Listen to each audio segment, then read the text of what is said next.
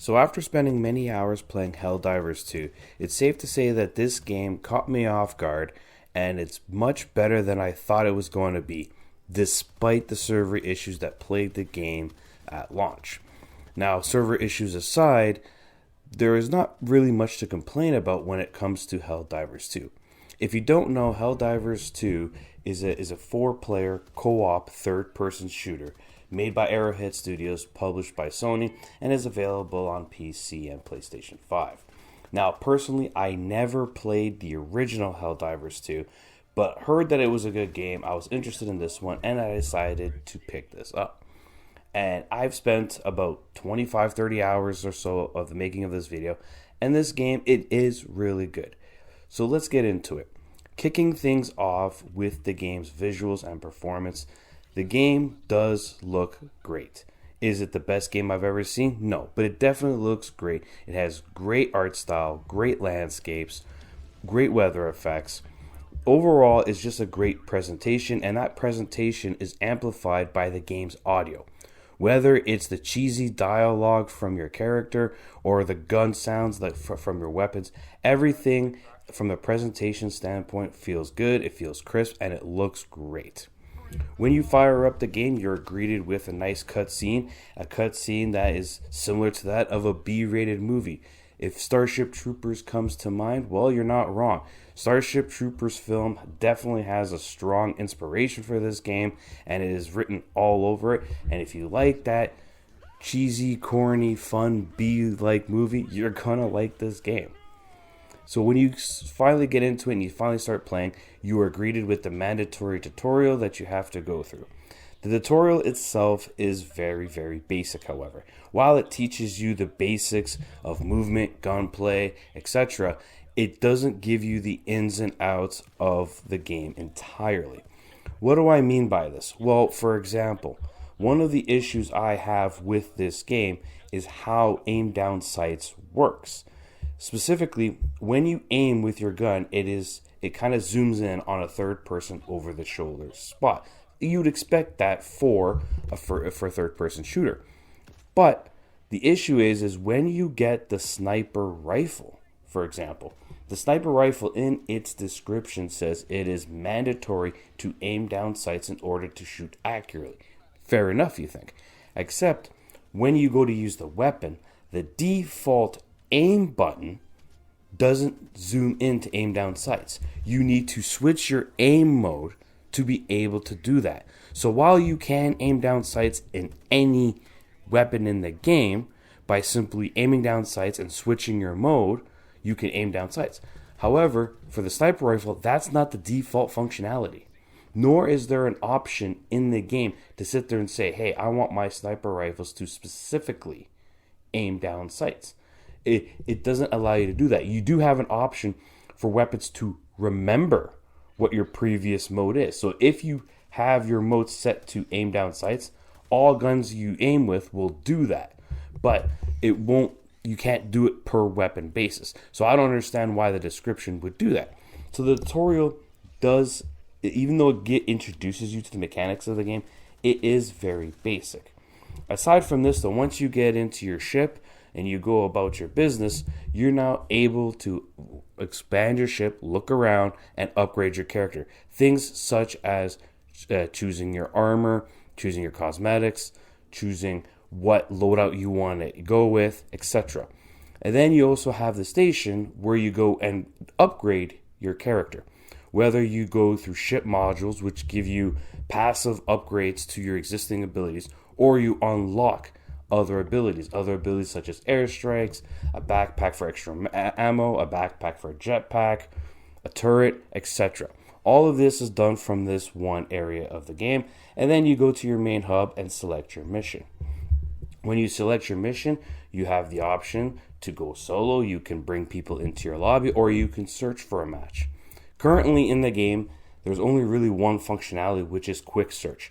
As I stated in the top of the video, the game did suffer from major server issues due to the game exceeding expectations, and therefore finding matches was problematic. It was actually much easier if you queued up with a squad and went from there.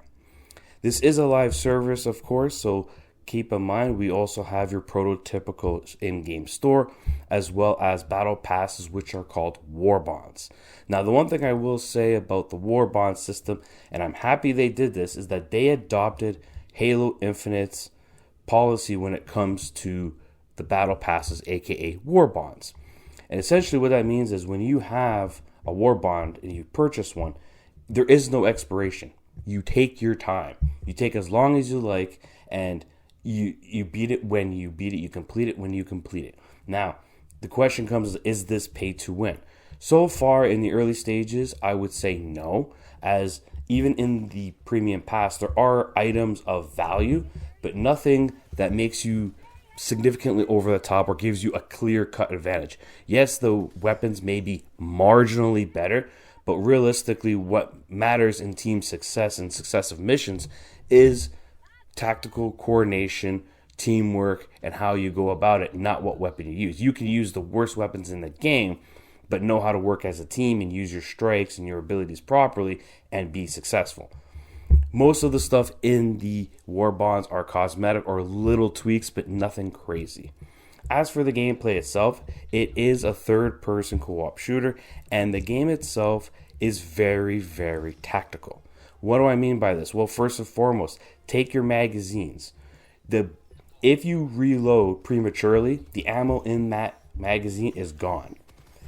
Friendly fire is always on at all times. So when you throw a grenade, when you're shooting, even your turrets can kill your teammates. So you need to be mindful not only your position, but the position of your teammates when you're using all your utility, because friendly fire is always on.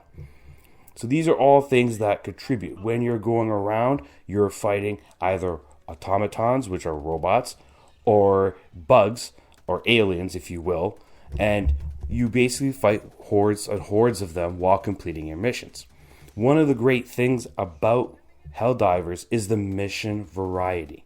There is a lot of varied mission and mission types, as well as objectives within the missions to go about it.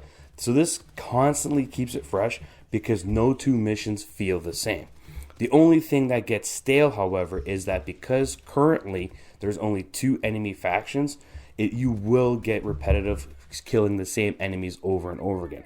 Yes, there's about 8 different types of enemies per faction, but I digress. When you play 30 hours, 40 hours, you're going to see the same types over and over again, and shooting the same enemies can get a little stale.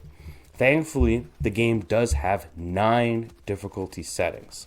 This is important because once you reach difficulty setting number 4, which is dubbed challenging, that's where the difficulty really amps up. And it amps up further and further as you move along. Of course, how fast you progress will also determine on what difficulty you play on, because the higher the difficulty, the better the rewards. Now, one of the things that I've seen people ask is, can you play this game solo? And the answer is yes, but I would not advise it. And the reason for this is because not only is this game a co-op game in nature, but the difficulty and the enemies that you face do not scale. So if you are by yourself, it's not like you're going to face less enemies than if you were with a squad. It's the same amount of enemies.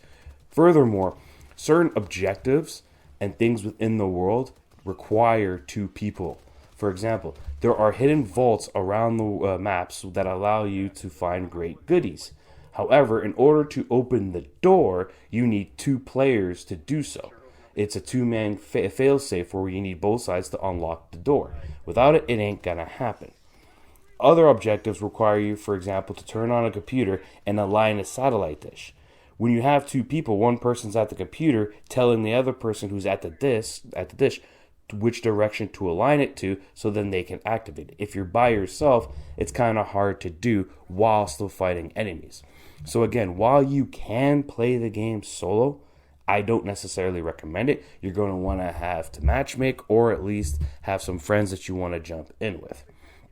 As for some of the other issues I had with this game, with how it plays, one of the issues I had was bugs and glitches, no pun intended, where I would call down my support weapon and the pod fell through the geometry and wasn't accessible. I couldn't get my weapon from there, which is kind of a bit of a bummer because all your supply drops, your airstrikes, etc., are on a cooldown, but the supply weapon has like a 3-minute cooldown.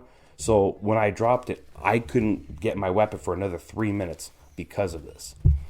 So aside from these little quirks within the game itself is a blast to play, especially when you're in a crew. It is very addicting. Worlds themselves, each world even has modifiers. So if you're on the snow world, your mobility is going to be impacted, your fire rate of your weapons is going to be slower, and your fire weapon on the flip side won't overheat as quick. So there's a lot of things like modifiers within from different planets that you need to be mindful of. Essentially, the way the game works is you load in, you pick your area, your planet, and you go. The way the game works is you have a daily mission, which is essentially for you, and you'll get the reward specifically for you. Then you have your galactic side of it, where it's a major order that impacts the entire community, and that once the community completes it, everybody gets their reward. This is how the developers kind of narrate the story, because the story that is here isn't really told through many cutscenes or anything like that. It's told through the lore of the game that you could find throughout the worlds. Overall, in terms of a gameplay, Helldivers is a blast to play. It looks great, it sounds great, it plays great, it feels great. Playing with friends is a blast. Matchmaking issues aside, this is a fantastic co-op experience and a nice early surprise. Main issues for me stem from mainly bugs and glitches that impede my progress, the lack of information from the tutorial that you could use if they actually told you about it, and certain clunky features such as how aim down sights mechanic work and how you can't tune that to your preference. But aside from this game ran great. It ran great on my PC. My PC is a 3080 Ti. I was averaging 80 to 100 FPS max settings. So I had no issues running the game. It was mainly the server issues, which I talked about at the top of the video. Overall, I highly recommend Helldivers 2. It is not a full price game. It is $40 for the base version of the game. So it is not a full price game, but what you do get is a great experience, especially when playing with friends.